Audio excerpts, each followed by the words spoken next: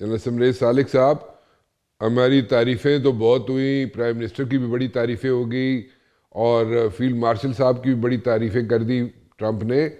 हमने क्या अनाउंसमेंट्स की वहाँ पे, हमारी तरफ से क्या वहाँ पे इनपुट है बोर्ड ऑफ पीस में?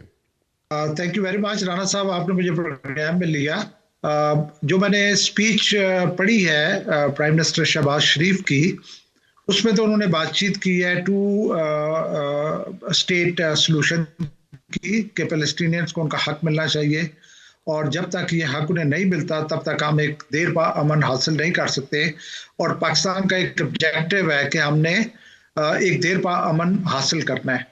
लेकिन जो ग्राउंड रियलिटीज हैं राणा साहब, वो हम सब के सामने है। और मुझे नजर आता है कि बजाय इसराइल अमेरिका की प्रॉक्सी हो, इस वक्त अमेरिका इसराइल की प्रॉक्सी बना हुआ है। तो गाजा ये जो बोर्ड ऑफ पीस जो है, आप देखें कि इट इज सो आयरॉनिक कि एक ही रीजन में 1000 माइल्स अपार्ट गाजा में बोर्ड ऑफ पीस हो रहा है और ईरान में बोर्ड ऑफ वॉर हो रहा है। एक तरफ डेवलपमेंट की बातें हो रही हैं, दूसरी तरफ डिस्ट्रक्शन की बातें हो रही हैं। दोनों के दोनों मुस्लिम मुस्लिम कंट्रीज हैं। दोनों के दोनों में जो ये जो एफर्ट हो रही है, it is being conducted on the behest of Israel. Board of Peace में अगर आप देखें तो कोई रिप्रेजेंटेटिव पैलेस्टाइन का नहीं है। जो अफेक्टेड पार्टी है उसका रिप्रेजेंटेटिव भी नहीं है। नेतन्याहू ने खुद ये बोर्ड ऑफ पीस अटेंड नहीं किया, जो ओपनिंग इनका इनॉग्रेल सेशन था। वहां पे आप ये तो कह सकते हैं, नंबर तो गिने जा सकते हैं, लेकिन वजन नहीं तोला जा सकता। कोई आपको वेटी कंट्री आपको वहां पे नहीं नजर आया।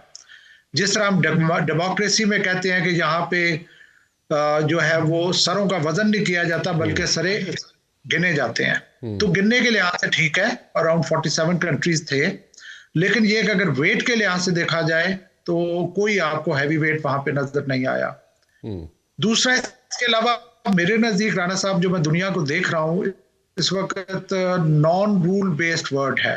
माइट इज राइट है और यूएस कुछ भी कर सकता है। मेरे नजदीक ये जो बोर्ड ऑफ पीस है, सबसे बड़ी जो इसकी प्रॉब्लम है, ये अल्ट्रा वाइज है as far as UN is concern. UN तो एक ऐसी ऑर्गेनाइजेशन बन गई है, उनको थ्रेट किया गया कि हम आपकी फंडिंग बंद कर देंगे।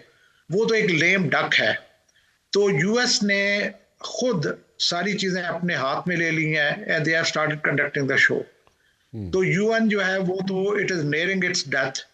तो ये वो है कि माइट इज राइट, जिसकी लाठी उसकी भैंस, जो मर्जी करें, वेनेजुएला को प्रेसिडेंट को उठा लें, गाजा में जो मर्जी करें without consent of the Palestinians, जो है हमास को डिसआर्म कर दें, इसराइल को बदमाशी पे जारी रहने दें।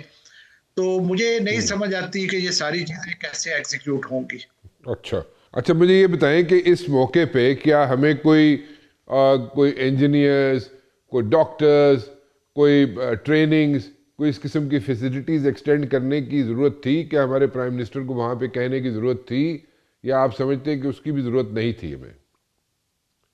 देखिए, जो तो ह्यूमैनिटेरियन असिस्टेंस है, डेफिनेटली मैं ये समझता हूँ कि जैसे अभी US is acting beyond any rules, beyond any conventions में, एक पॉजिटिव साइड ये बनती है कि हमारा टेबल के ऊपर मौजूद होना हमें ज्यादा लेवरेज देगा रादर देन अपने टेबल सेंट होना।